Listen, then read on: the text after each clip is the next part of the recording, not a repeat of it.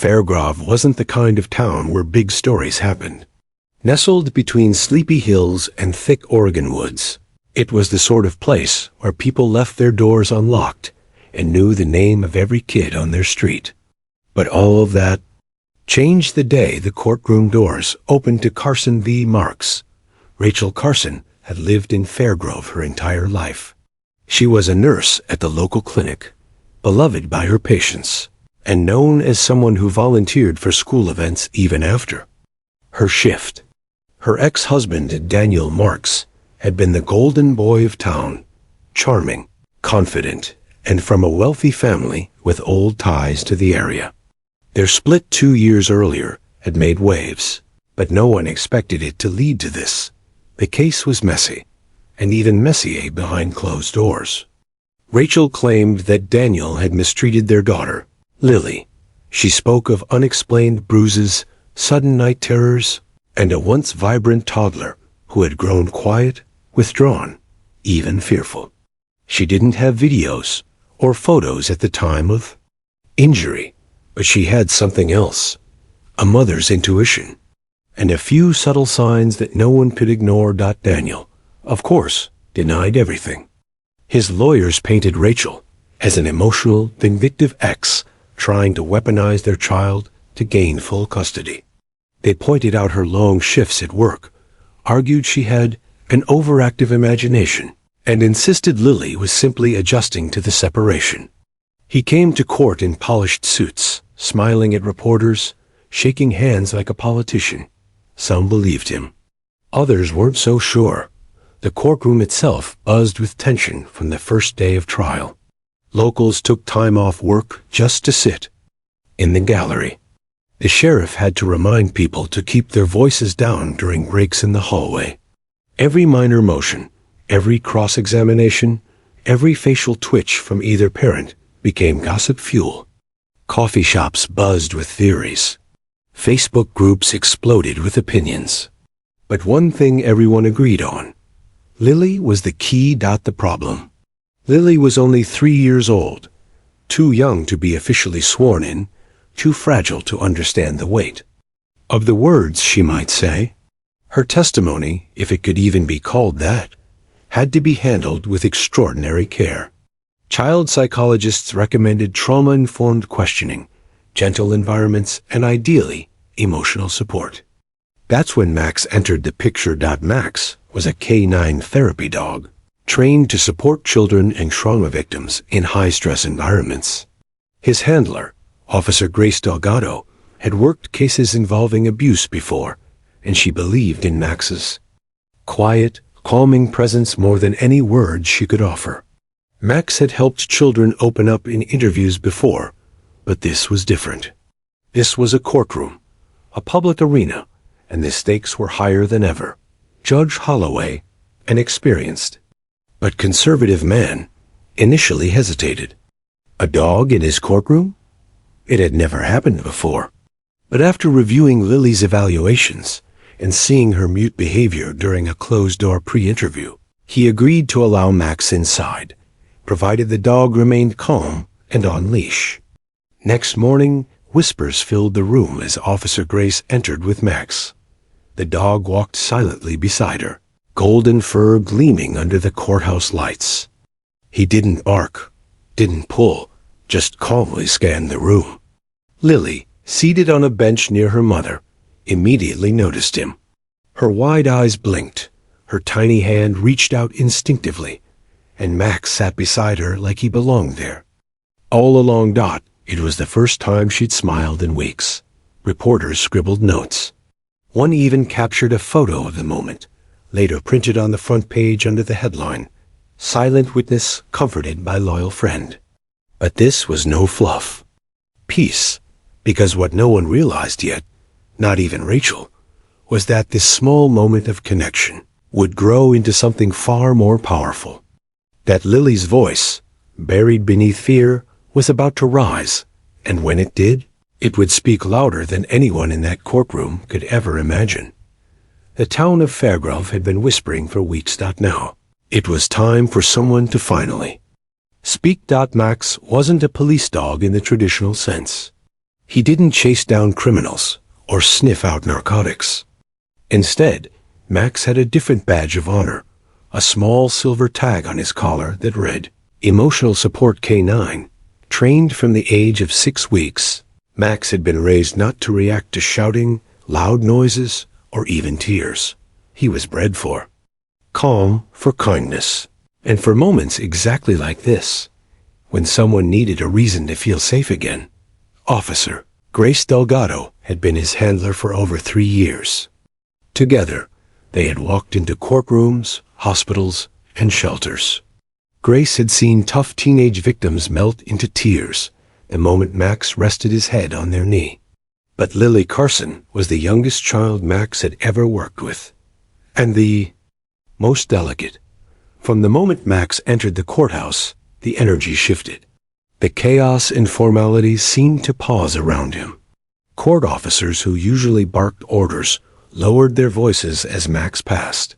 The judge, reserved and proper, cleared his throat and gave a small nod, as if acknowledging that something rare was unfolding. Even Daniel Marks, seated beside his defense attorney in a sharply pressed suit, looked briefly unsettled. Rachel watched as Max approached her daughter. She'd spent countless sleepless nights searching for a way to help Lily speak. Therapists, play specialists, gentle interviews. Nothing had pierced the fog of fear wrapped around her daughter like a blanket. But then Max walked in, and Lily reached out with no hesitation. She didn't say a word, but her hand slid into the fur behind his ear, like it had always belonged there. Officer Grace crouched beside her. "Hi, Lily," she said gently. "This is Max. He's here just for you. He's really good at listening, even when no one else can hear." Lily glanced up at Grace, then back to Max. She leaned forward, her forehead pressing gently to the dog's. Rachel nearly broke down in that moment. It wasn't just the physical contact, it was the stillness, the comfort, the way Lily exhaled a breath that had been trapped in her chest for weeks. It was as if Max had given her permission to simply exist without fear. The judge called court back into session. Inside the courtroom, Max was allowed to sit beside Lily's small witness seat, resting on a soft mat provided by Grace. The arrangement had been carefully negotiated between both legal teams and approved by the judge. Max's presence would not be referenced in the testimony. He was to be quiet and unobtrusive, a non-factor, at least officially, but anyone in that room could see. He was already the most important figure there. When Lily was led to the stand, she gripped a small plush bunny in one hand and Max's leash in the other. She climbed onto the cushioned seat with Grace's help, her wide eyes scanning the rows of unfamiliar adults. When her gaze landed on her father Daniel, her body stiffened slightly. But she didn't cry. She didn't run.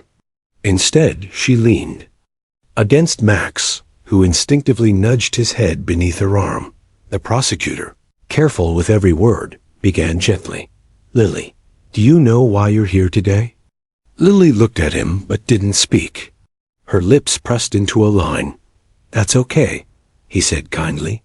"You don't have to answer right now. We're just going to talk, and Max will stay with you the whole time. He's here to keep you safe." "Okay?" No reply. But Lily's hand began stroking Max's back. Slow, methodical, like she was grounding herself in every inch of his golden fur. Daniel's attorney leaned over and whispered something into his ear. Daniel smirked faintly, like he was confident the silence would work in his favor. But Grace noticed something different. It was in Lily's posture. Her shoulders no longer hunched, her legs swinging slightly beneath the chair. She wasn't frozen like before. She was watching, listening, processing. The room might not have realized it yet, but something had cracked open. Max had done what no adult could. He had opened the door, and Lily, little by little, was about to step through it. The courtroom was still, as if everyone had agreed, silently and unconsciously, to hold their breath for Lily. She sat on the witness chair, feet swinging in tiny, uncertain arcs, her fingers laced tightly in Max's thick golden fur. She didn't speak, but her eyes took in everything. The tall man in black robes, the crowd of silent strangers, the wooden walls, the cold floor, and the man across the room whom everyone kept looking at. Her father. Daniel sat with his lawyer, legs crossed, hands folded, wearing a navy suit and a sharp tie. He looked calm, even relaxed, but his jaw was tight. His eyes darted to Lily, and for the briefest moment he smirked. Not a wide grin, just the corner of his mouth curling. Like a secret. It vanished in a second. But Lily saw it, and something in her changed. She didn't flinch. She didn't cry, but her tiny back straightened. Her hand gripped Max just a little tighter. Rachel, seated beside her attorney near the front row, clutched a tissue in her lap, so tightly it tore in half. She had prepared herself for this, or tried to. But watching Lily up there, so small, so quiet, with all those grown-ups watching and judging, made her heart feel like it was being pulled through a wire fence. This was the moment she had feared, her daughter being called upon to carry more than she ever should. The prosecutor continued with his gentle approach. "Lily, do you like Max?" A pause. Lily gave a single slow nod. "Is he your friend?" Another nod. Her fingers curled around the leash like it was a lifeline. "Do you know what Max is here to do?" Lily blinked. She looked at Officer Grace, standing just a few feet away. "He's here to help you," the prosecutor said softly. "He keeps you safe, doesn't he?" Lily's lips parted slightly. She glanced at Max, then at her mother, then back at her lap. Still no words, just silence. But her eyes shimmered with emotion, and suddenly a single tear slipped down her cheek. It wasn't loud, it wasn't dramatic, but it struck the room like thunder. Rachel put her hand to her mouth. Officer Grace instinctively took one step forward, but stopped. Max was already moving. He shifted his weight and gently rested his head on Lily's knee. She leaned toward him, burying her cheek in his fur. The soft sniffling sound that followed broke what little composure the courtroom had left. Even the judge's gaze lowered. The defense attorney, Mr. Pratt, adjusted his tie and whispered something to Daniel. He was clearly growing impatient. His client had demanded a strong strategy, and silence wasn't helping. But pressing too hard on a child could backfire. Everyone in the room knew that. He stood slowly and addressed the judge. "Your Honor, with respect, we believe the child's current state makes her unable to offer any clear or useful testimony. We request she be dismissed from the stand." The prosecutor quickly responded. "With respect, Your Honor, the child is communicating. Not in full sentences, but in emotional response and body language. I believe with time and support, she will continue to do so." Judge Holloway took a long pause, folding his hands together. "I'll allow her to remain on the stand for now. We proceed with caution." As the questioning paused, Lily lifted her head again. Her face, still damp with tears, seemed different now. She wasn't smiling, but she wasn't blank either. Her eyes were locked on something. Or rather, someone. Daniel. Her body tensed slightly, and her fingers stopped moving. She wasn't ready to speak yet, but her silence was no longer empty. It was charged, loaded with something that couldn't be ignored. Fear. Recognition. A truth she hadn't yet learned how to name. And Max, her loyal companion, stayed pressed against her leg, silent, patient, and strong. The courtroom waited. They didn't know. But they weren't waiting for a statement. They were waiting for a storm. The judge called for a short recess. The courtroom emptied slowly, like people didn't want to leave, as though afraid they'd miss something if they blinked too long. Rachel stayed seated for a few seconds, her arms wrapped tightly around herself. Her attorney leaned over and asked if she was okay. She nodded, but her eyes remained fixed on the witness chair, now empty, save for a few golden strands of Max's fur. Out in the hallway, Lily sat beside Officer Grace on a padded bench, Max's leash wrapped around her wrist. She was quiet again, but this time her expression wasn't frozen. Her cheeks were flushed, her mouth slightly open, like she was on the verge of saying something. But unsure how Max rested at her feet, tongue lolling, eyes alert but relaxed. He was used to this rhythm. Tension, release, wait. Patience was part of his gift. Grace reached into her coat pocket and pulled out a small sticker, a smiley face wearing a badge. "This is Max's badge," she said gently, holding it up. "You want to give him one?" Lily hesitated, then took the sticker and carefully pressed it onto Max's harness. Grace smiled. "You know, Max doesn't talk, but he listens to everything. He knows when someone's scared. He knows who needs help." Lily looked up at her slowly. "Does Max help you feel safe?" Grace asked. Lily nodded. "Is there someone he should help protect you from?" That question hung in the air like fog. Lily glanced toward the courtroom doors. Her small hand began to curl into Max's fur again. Then she whispered, so softly Grace barely heard it, "The bad man." Grace's breath caught. Her voice dropped even lower. "The bad man? Is he here?" Lily didn't look away. She didn't nod. She didn't blink. But she said something else. Just two simple words. "In there." Grace's eyes followed Lily's gaze toward the courtroom doors. Her stomach tightened. This wasn't coached. This wasn't prompted with puppets or dolls. This was a spontaneous, unfiltered moment, the kind professionals dream of but rarely see. It was fragile, like glass in mid-shatter. But it was real. Grace knelt beside Lily. "Would you be okay going back in? Just for a little bit? Max will be with you." Lily hesitated, then reached for Max's leash and nodded again. Inside, the judge returned to the bench, glancing at both attorneys. "Shall we proceed?" Rachel had returned to her seat, her nerves coiled so tightly she could barely keep still. Daniel looked the same as always, polished, smug, confident. But his eyes flickered toward Lily as she re-entered, this time standing. A little taller, she walked to the stand on her own. Max followed closely behind, his gait matching her small steps. Once seated, Lily looked directly at the judge, and for the first time, she spoke clearly. "Max is my friend." The courtroom froze. The judge leaned forward, gently. "That's good to hear, Lily." The prosecutor stepped forward cautiously. "Does Max keep you safe?" Lily nodded. He followed with a question no one expected. "Is there someone Max should keep you safe from?" Rachel held her breath. The room felt like it might collapse in on itself. Lily looked slowly toward the defense table. Her hand lifted.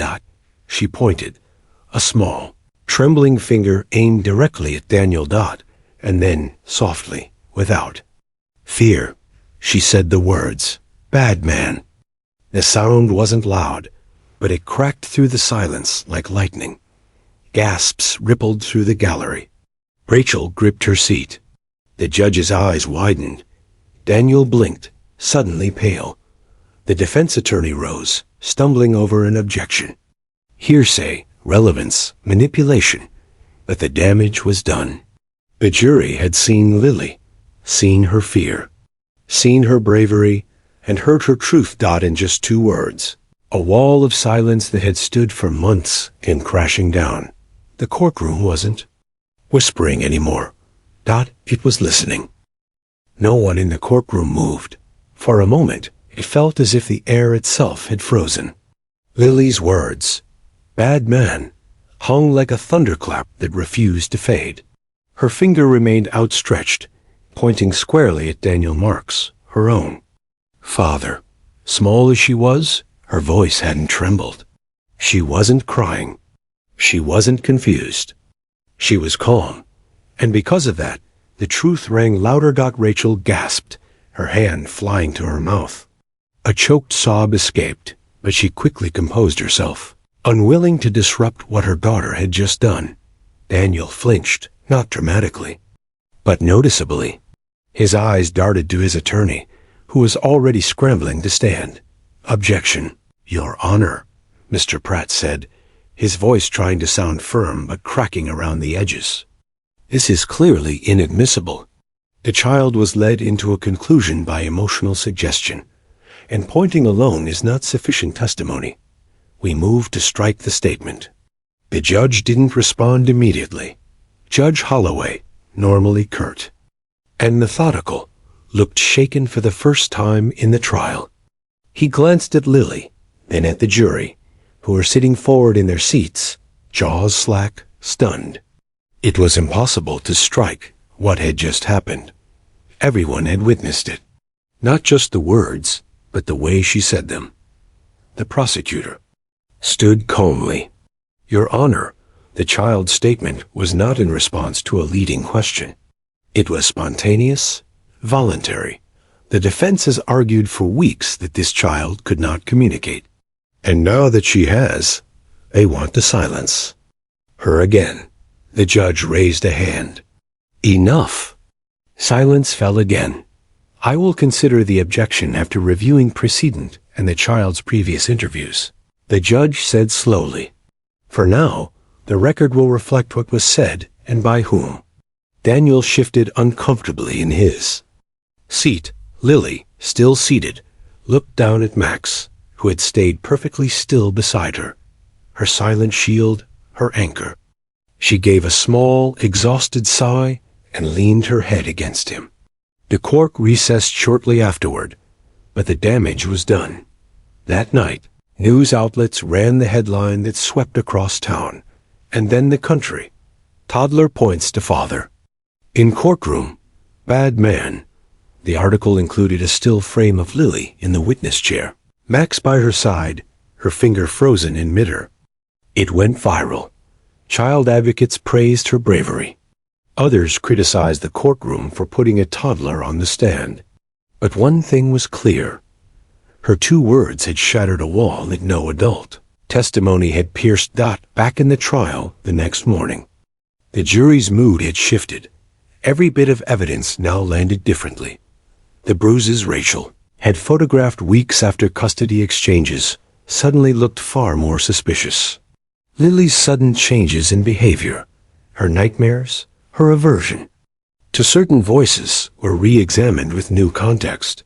The expert child psychologist who had initially testified now returned to clarify what Lily did in court was not random.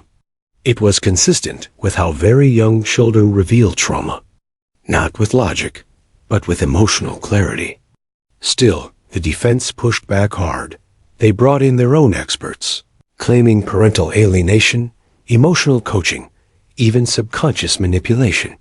Daniel, now pale and far less confident, took the stand himself.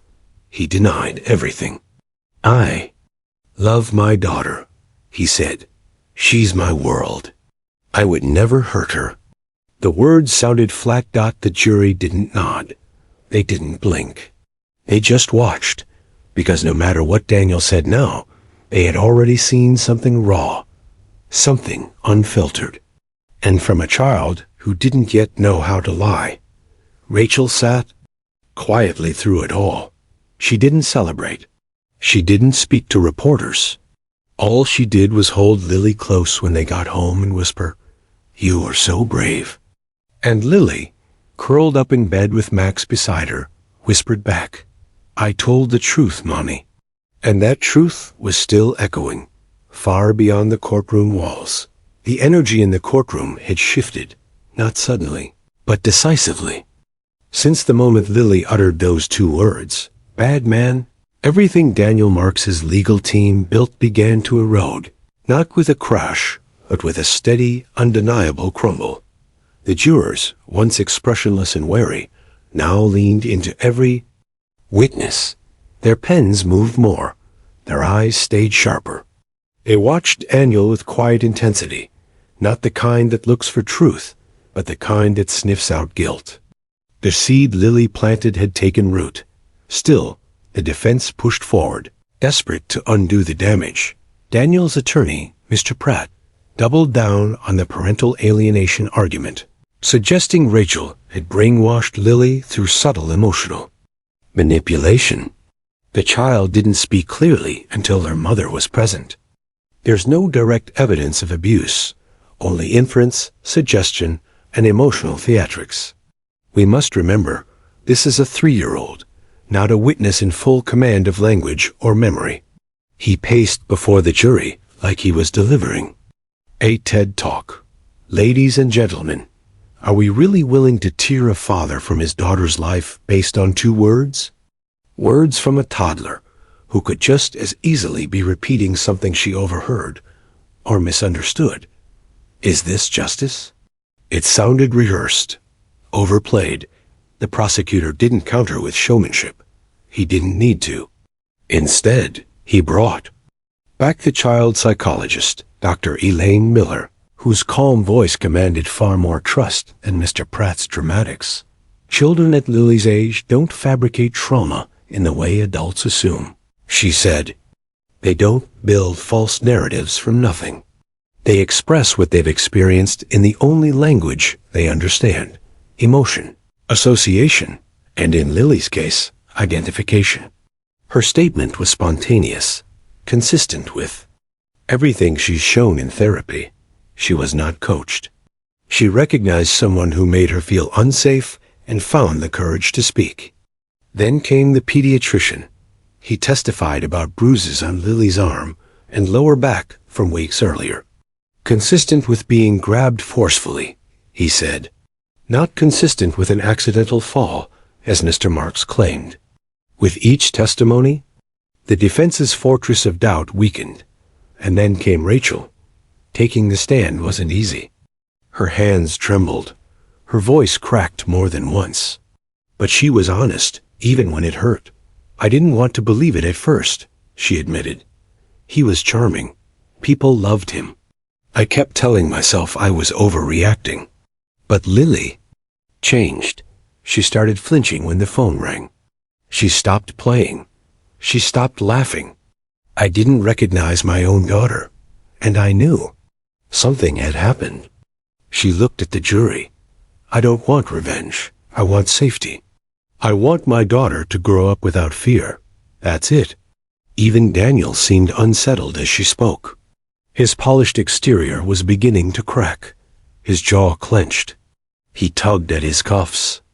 It was subtle, but the jury saw it, and they remembered Lily, sitting with Max beside her, pointing, saying those 2 words. When Daniel finally took the stand in his own defense, the confidence was gone. He stumbled in his responses, snapped at a question, and when asked directly if he had ever yelled at Lily, he hesitated. Too long. I don't remember yelling, he finally said. The room took note as Lawyer buried his face in a stack of notes. The damage was irreversible. Outside the courthouse, media trucks had begun to park along the curb. Reporters whispered the phrase, "The Lily Marks case," into their microphones. Public opinion had started to shift, and fast. Back inside, the judge called for closing arguments. Rachel looked over at Lily, who was seated in the gallery now, safe in her grandmother's lap, Max lying at her feet. She looked peaceful, unbothered by the noise of grown-up words and legal motions. She had done what no one expected. She had told the truth in a way only a child could, without spin, without motive, without fear. And as the jury left the courtroom to deliberate, everyone knew this case would not be decided by arguments, that it had already been decided by a whisper. Rain tapped lightly against the courthouse windows as the jury filed out to begin deliberations. The once crowded courtroom now sat in a tense hush, like the eye of a storm. Every faced journalist, lawyer, stranger, and family carried the same silent question. What now? Rachel sat perfectly still, her hands laced tightly in her lap, knuckles white. Every part of her wanted to pace, to scream, to beg for this to be over. But instead, she waited, just as she had waited during long, uncertain nights when Lily woke up crying without reason. Waited as doctors shrugged, therapists took notes, and the world doubted what she knew in her bones. Lily sat nearby with her grandmother, unaware of the finality looming. She hummed quietly to herself, tracing the edge of Max's badge with her tiny fingers.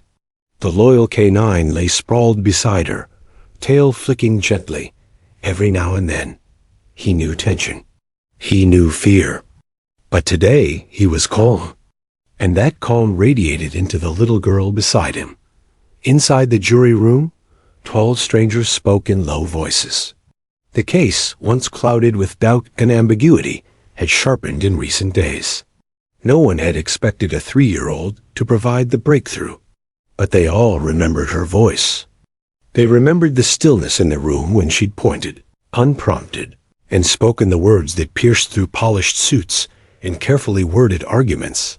She didn't say much. One juror murmured, but she didn't need to. Bye. Late afternoon, the buzz of voices returned. The court officer stepped in and gave a short nod to the judge. The jury had reached a verdict. Rachel's stomach twisted.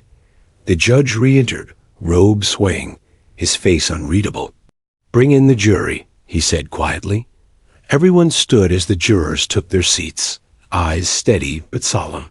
Rachel closed her eyes for a moment, her lips barely moving in silent prayer. The foreperson stood, envelope in hand.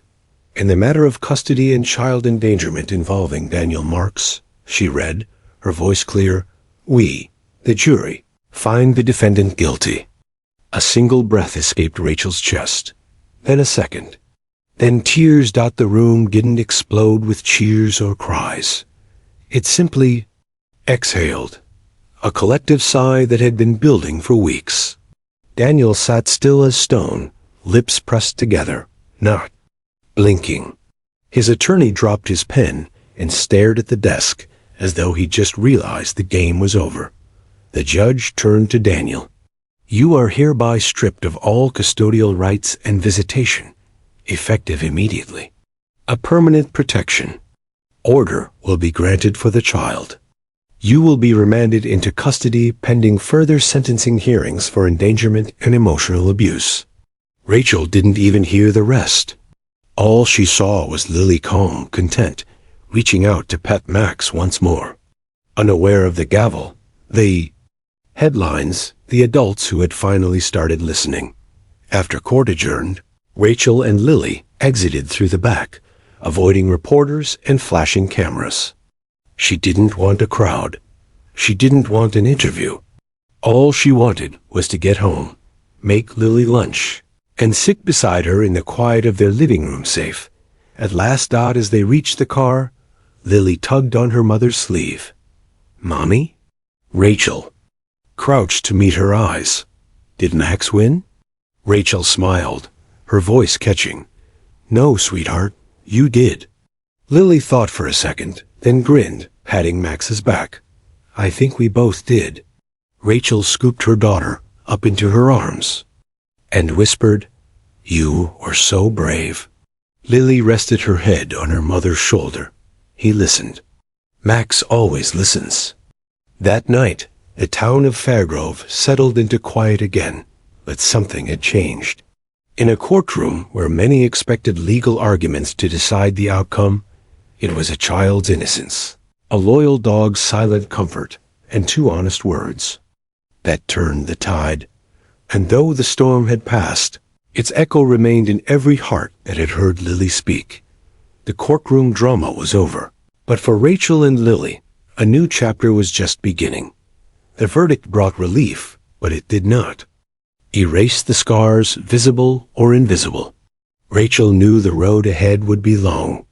For Lily, for herself, and for Max, who had become more than a dog, a guardian, a symbol of safety in a world that had suddenly seemed so dangerous. Back at their small home on the edge of Fairgrove, life returned to a slower, gentler rhythm. Mornings were no longer punctuated by the dread of custody exchanges. Evenings were filled with stories, laughter, and the kind of quiet comfort only home can offer. Lily blossomed in ways no one had dared hope for. With the trauma slowly healing, she found joy in small things. Chasing butterflies in the garden, stacking blocks into impossibly tall towers, and snuggling with Max as they watched the stars through her bedroom window. Rachel threw herself into advocacy, speaking to groups about child safety and the importance of listening to children, no matter how young. She worked with local shelters, helping other families find hope when the world seemed bleak. Max, once the silent witness in court, became a therapy dog, visiting hospitals and schools, spreading calm wherever he went. One afternoon, months later, Rachel and Lily returned to the courthouse. This time, not as plaintiffs or witnesses, but as visitors. They walked quietly down the same halls that had witnessed heartbreak and courage, past the courtroom where a toddler's 2 words had shifted the course of a family's fate. The judge greeted them with a warm smile. "It's good to see you both." Lily, clutching Max's leash, looked up shyly. "Thank you," she said, her voice steady and clear. "For what?" Rachel asked. "For listening," Lily said simply. Rachel's eyes filled with tears. The weight of those 2 words, the same ones Lily had said in court, now felt like a promise. A promise that no child would be ignored, that their voices mattered, and that healing was possible. The community of Fairgrove, once divided by suspicion and fear, began to unite around that promise. Schools implemented programs to teach children how to speak up safely. Police departments trained officers to work alongside therapy dogs, like Max. Families found new support networks. Through it all, Rachel never forgot the moment that changed everything. The tiny hand that pointed, the small voice that spoke 2 words. The loyal K-9 who stood quietly by Dot in the end. It wasn't just a courtroom victory. It was a testament to the power of courage, trust, and love. And as the sun set over Fairgrove, casting golden light through Lily's bedroom window, Rachel knew they were finally free. Free to grow, free to heal, free to hope. Because sometimes, all it takes is 2 simple words, spoken by a child, protected by a dog, to rock the entire world.